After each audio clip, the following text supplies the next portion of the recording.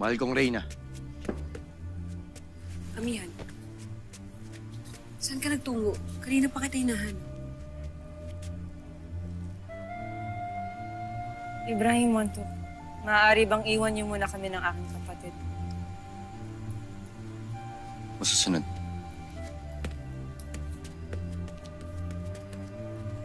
Danaya, may sinundan akong nilalang kanina.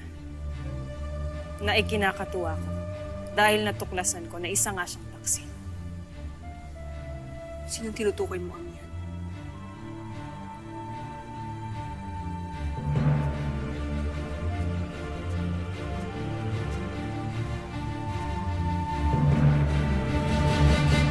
Saka pa, Alena. Saan ka nang galing? Bakit ngayon ka lang? Para kang bulang biglang nawawala. Bakit hindi mo sagutin ang tanong ni Danaya, Alena? Dahil nais ko rin malaman. Saan ka ba nagtungo?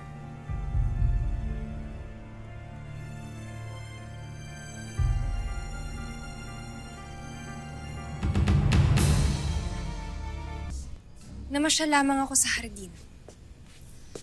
Sumagap ng sariwang hangin. Marahil ay wala namang masama sa aking ginawa, hindi ba?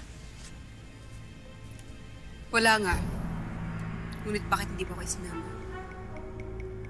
Hindi mo rin ikakatuwa yun, Danaya. Sinasabi ka, Amihan.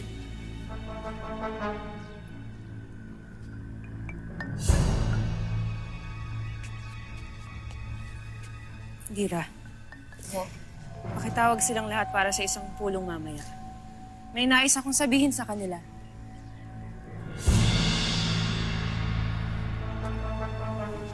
Susunod po, mahal na Reyna. Ako natatawag kay Nunong Ino.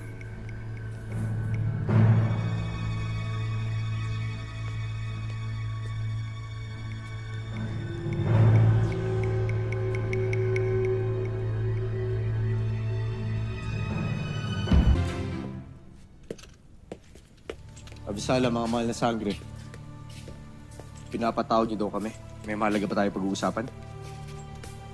Oo. Tungkol sa paglusob natin sa Lireo. Magaganap bukas. Wala kayo dapat alalahanin. Nakahanda na ang lahat, mahal na Reyna. Hihintayin na lang natin ang pagdating mga kaibigan nating mga bandido. Hindi na kailangan.